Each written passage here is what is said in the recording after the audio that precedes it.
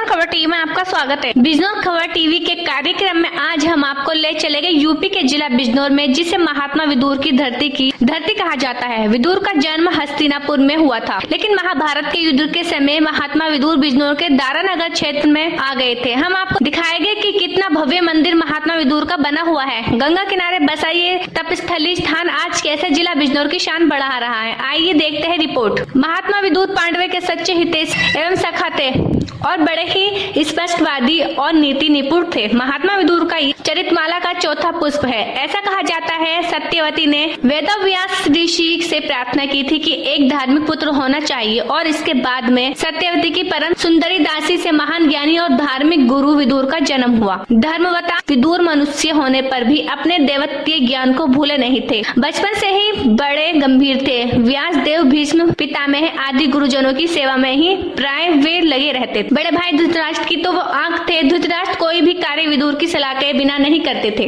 पुराण में ऐसा मत है कि महात्मा विदुर महाभारत युद्ध के समय हस्तिनापुर छोड़कर गंगा के पार जिला बिजनौर चले आए और दारानगर स्थित गांव में आकर गंगा के किनारे कुटिया बनाकर रहने लगे। महाभारत युद्ध के समय विदुर वहां उपस्थित नहीं थे। जब युद्ध होने का निश्चय हो गया, महात्मा अपना सब कुछ त्याग करके घर से निकल गए और अनेक तीर्थ का में घूमते रहे। फिर इसके बाद हरिद्वार आए और भी बिजनौर की धरती पर आगमन हुआ।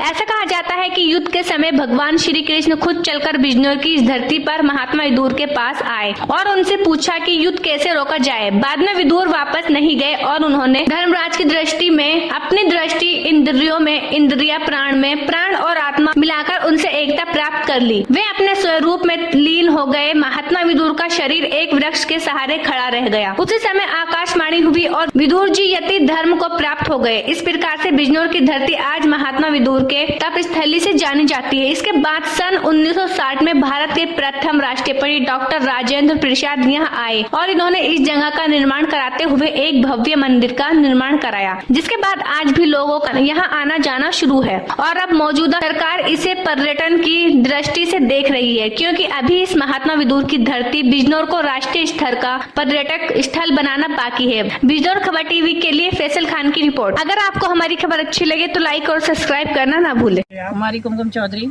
जिला बुलंदशहर से। ये महात्मा विदुर की तपस्थली है जी, और ये बहुत पुरानी तपस्थली है जी। क्या कहना है आपका इसके बारे में? यहाँ पे विदुर जी आए थे, 56 प्रकार का भोजन त्यागा था। साग विदुर जी घर खाया था श्री कृष्ण भगवान जी का साग बथुए का। और ऐसा भी कहा जाता है कि यहाँ का बथुआ बहुत फेमस है। हाँ जी, बथुआ बहुत मशहूर है यहाँ का। अच्छा, मैंने ऐसा सुना है कि इसी आश्रम से रिलेट करके आप एक संस्था चला रही हैं जी, ग्रामीण विकास सेवा संस्थान, जिसमें अलीगढ़ से, जिसमें वृद्धों की काफी सेवा की जाती है। तो क्या विदुर जी से प्रेरित होकर आपने ये कार्य किया या ट्रस्ट की तरफ से? आपको ट्रस्ट की तरफ से है। अच्छा, 2 साल से। 2 साल से आपको ये सौंपा गया है जी। तो कितने साल के वृद्ध यहाँ पर आते हैं? और 60 साल से ऊपर आते हैं। अच्छा, उनकी सेवा करने का मौका मिल रहा है हमें। और महात्मा विदुर जो कि बहुत ही तपस्वी थे, बहुत महाभारत के टाइम की बात थी, तो आपको कहीं ऐसा नहीं लगता कि उन्हीं से रिलेट होकर के आप वृद्धों की सेवा कर रहे हैं? हो सकता है, और ये ट्रस्ट उन्हीं के लिए समर्पित हो गया है। यह हमारा सौभाग्य जो विदुर जी की तपस्वी पे आए हुए हैं हम।